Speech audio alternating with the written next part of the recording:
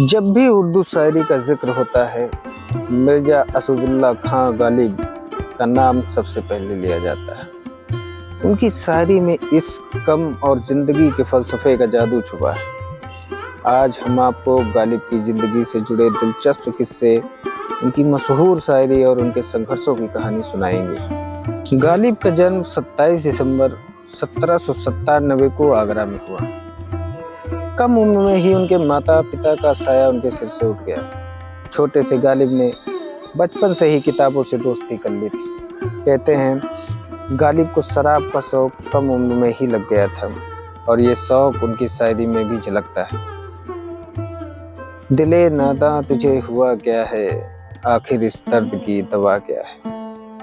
महज 13 साल की उम्र में गालिब की शादी उमराव बेगम से कर दी गई, लेकिन उनके दिल में हमेशा इसकी तड़प बनी रही। एक बार उनसे किसी ने पूछा, गालिब साहब आपने शादी क्यों की?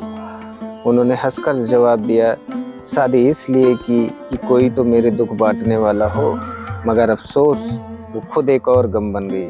वो कहते हैं हजारों ख्वाहिशें ऐसी कि हर ख्वाहिश पे दम निकले, बहुत निकले मेरे अरमान लेकिन फिर भी कम निकले। गालिब को शराब और शतरंज का बहुत शौक था।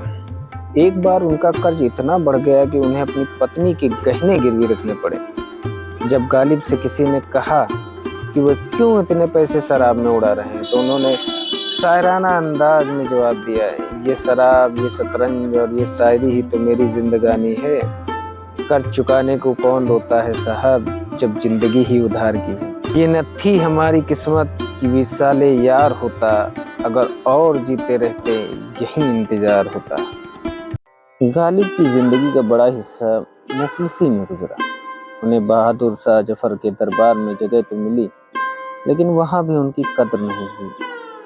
आखिरी दिनों में गालिब ने लिखा, हुई मुद्दत की गालिब मर गया, पर याद आता है वो हर एक बात पर कहना कि यूं होता तो क्या होता।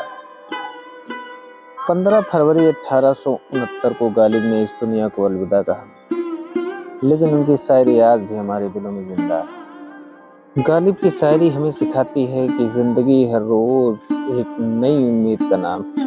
उनके शेर हमारे गमों का मरहम, जैसे दिल ही तो है ना संगो खेस, दर्द से भर ना आए क्यों, रोएंगे हम हजार बार, कोई हमें सताए क्यों। अगर आपको मिर्ज़ा गालिब के किस्से और उनकी शायरी ने छुआ हो तो हमारे चैनल गुलजार गुलिस्तां को सब्सक्राइब करें और हर हफ्ते सुनिए मशहूर शायरों की कहानी।